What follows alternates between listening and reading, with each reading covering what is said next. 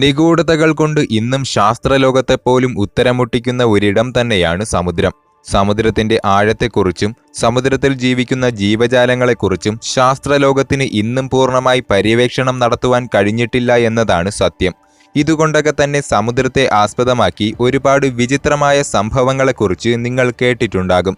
എന്നാൽ ഇന്നു പറയുവാൻ പോകുന്നത് ശാസ്ത്രത്തിന് പോലും തെളിയിക്കുവാൻ കഴിയാതെ പോയ ഒരു കപ്പലിൽ നടന്ന വിചിത്രമായ ഒരു സംഭവത്തെക്കുറിച്ചാണ്.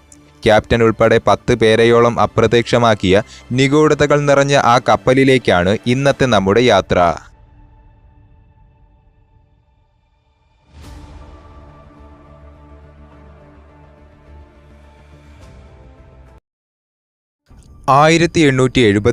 നവംബർ മാസം 7-ാം തീയതി ന്യൂയോർക്കിൽ നിന്നും ഇറ്റലിയിലെ ജനാവോ എന്ന സ്ഥലത്തേക്ക് പോകേണ്ടതായിരുന്നു മേരി സെലസ്റ്റ എന്ന കപ്പൽ. കപ്പലിലെ ക്യാപ്റ്റനായ ബ്രിക്സും അദ്ദേഹത്തിൻ്റെ ഭാര്യയും ഒരു മകളും 7 ക്രൂ മെമ്പേഴ്സുമായിരുന്നു കപ്പലിലുണ്ടായിരുന്നത്. ഒരു ദീർഘദൂര യാത്രയായതുകൊണ്ടുതന്നെ 6 മാസത്തോളം അവർക്കാവശ്യമായ ഭക്ഷണവും വെള്ളവുമൊക്കെ അവർ കരുതിയിരുന്നു. കൂടാതെ ഏകദേശം $46,000 വിലമതിക്കുന്ന 1700 ബാരൽ ആൽക്കഹോളും കപ്പലിൽ സൂക്ഷിച്ചിരുന്നു. 31 മീറ്റർ നീളവും ഏകദേശം 282 ടണ്ണിലേറെ ഭാരവുമുണ്ടായിരുന്ന ആ കപ്പൽ ജനോവയിലേക്ക് യാത്രയായി.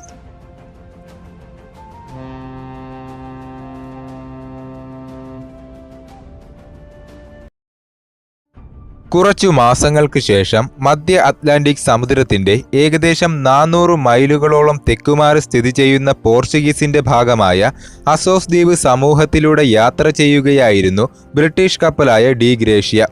കടൽ കാഴ്ചകൾ നോക്കി നിൽക്കവേ കപ്പലിലെ ക്യാപ്റ്റനായ ഡേവിഡ് മാർഹൌസ് ഒരു കാഴ്ച കാണുന്നു. കുറച്ചകലെയായി ഉപേക്ഷിക്കപ്പെട്ടു കിടക്കുന്നത് പോലെ തോന്നുന്ന ഒരു കപ്പലിനെയായിരുന്നു അദ്ദേഹം കണ്ടത്. ഉടൻ തന്നെ അദ്ദേഹം തൻ്റെ കപ്പലിലെ മറ്റ് ജീവനക്കാരെ വിവരമറിയിക്കുന്നു. ശേഷം തൻ്റെ കപ്പലിനെ ആ കപ്പലിനടുത്തേക്ക് തിരിക്കുകയും ആ കപ്പലിനെ ലക്ഷ്യമാക്കി യാത്ര തുടരുകയും ചെയ്തു. ആ കപ്പലിനോട് അടുക്കും തോറും ക്യാപ്റ്റൻ ഡേവിഡിന് എന്തോ പന്തികേട് മനസ്സിൽ തോന്നുന്നുണ്ടായിരുന്നു. കടലിൽ ആരും നിയന്ത്രിക്കുവാനില്ലാതെ ഒഴുകി നടക്കുന്ന ആ കപ്പലിൻ്റെ ഡെക്കിലോ മറ്റോ ആളുകൾ ആരും തന്നെ ഉള്ള ലക്ഷണമില്ലായിരുന്നു. ക്യാപ്റ്റൻ ആ കപ്പലിലേക്ക് പല സിഗ്നലുകളും അയച്ചെങ്കിലും യാതൊരു മറുപടിയും ലഭിക്കാതെ വന്നതോടെ ക്യാപ്റ്റൻ തൻ്റെ കപ്പലിലുണ്ടായിരുന്ന 2 ജീവനക്കാരെ ബോട്ടിൽ കയറ്റി ആ കപ്പലിനരികിലേക്ക് അയക്കുകയാണുണ്ടായത്. ജീവനക്കാർ കപ്പലിനരികിൽ എത്തിയപ്പോഴാണ് അത് 1872 നവംബർ മാസം 7-ാം തീയതി ന്യൂയോർക്കിൽ നിന്നും ഇറ്റലിയിലെ ജനോവയിലേക്ക് പുറപ്പെട്ട മേരി സെലസ്റ്റെ എന്ന കപ്പലാണിതെന്ന് മനസ്സിലാക്കുവാൻ സാധിച്ചത്. കപ്പലിനുള്ളിലേക്ക് പ്രവേശിച്ച ജീവനക്കാർക്ക് ആരെയും കണ്ടെത്തുവാൻ സാധിച്ചിരുന്നില്ല. വീണ്ടും കപ്പലിലെ പല ഭാഗങ്ങളിലും അവർ തിരഞ്ഞെങ്കിലും അവർക്ക് ആരെയും കണ്ടെത്തുവാൻ കഴിഞ്ഞില്ല. കപ്പലിന്റെ ഉൾഭാഗത്ത് ഏകദേശം 1 മീറ്റർ അകലെയായി വെള്ളം കെട്ടിക്കിടക്കുന്നതായും അവർക്ക് കാണുവാൻ സാധിച്ചു. ആരെയും അവിടെ കാണാത്തതിനാൽ ഉടൻ തന്നെ ക്യാപ്റ്റനെ വിവരമറിയിച്ചു. ക്യാപ്റ്റൻ ഡേവിഡ് ഉടൻ തന്നെ മേരി സെലസ്റ്റെ എന്ന കപ്പലിനുള്ളിലേക്ക് പ്രവേശിച്ചു. ശേഷം അദ്ദേഹം കപ്പലിനുള്ളിൽ കുറെ സ്ഥലങ്ങൾ പരിശോധിക്കുന്നു. പരിശോധനയ്ക്കിടയിൽ 1700 ബാരൽ മദ്യം അദ്ദേഹത്തിന്റെ കാഴ്ചയിൽ പതിയുന്നു. കൂടാതെ 6 മാസത്തിനാവശ്യമായ ഭക്ഷണവും അവിടെ അതുപോലെ ഇരിക്കുന്നതായി അദ്ദേഹത്തിന് കാണുവാൻ സാധിച്ചു. കൂടാതെ കപ്പലിലുണ്ടായിരുന്ന ലൈഫ് ബോട്ടും മിസ്സിംഗ് ആയിരുന്നു. ഇതുകൊണ്ടൊക്കെ തന്നെ കപ്പലിലുണ്ടായിരുന്നവരെ ആരും കൊന്നിട്ടുണ്ടാകില്ല, ഇവർ സ്വയമേ കപ്പലിൽ നിന്നും രക്ഷപ്പെട്ടിട്ടുണ്ടാകാം എന്നൊക്കെ അവർ ചിന്തിക്കുന്നുണ്ടായിരുന്നു. കൂടാതെ കടൽ കൊള്ളക്കാരായിരിക്കുമോ ഇതിനു പിന്നിൽ എന്നൊരു മറ്റൊരു സംശയവും അവർക്കുണ്ടായിരുന്നു. എന്നാൽ കടൽ കൊള്ളക്കാരാണ് ഇങ്ങനെ ചെയ്തിരുന്നുവെങ്കിൽ കപ്പലിലെ 1700 ബാരൽ ആൽക്കഹോൾ അവർ കൈക്കലാക്കുമായിരുന്നു. എന്നാൽ ആൽക്കഹോൾ അതുപോലെ കപ്പലിൽ സുരക്ഷിതമായിരുന്നു. ഈ ഒരു വിഷയം ഉടൻ തന്നെ മാധ്യമങ്ങളിലും മറ്റും പടരുവാൻ തുടങ്ങി. ഈ ഒരു കപ്പലിനെ ശപിക്കപ്പെട്ട കപ്പലെന്നും ഗോസ്റ്റ് ഷിപ്പെന്നുമൊക്കെ ആൾക്കാർ അവരവരുടെ രീതിയിൽ പ്രചരിപ്പിക്കുവാൻ തുടങ്ങി.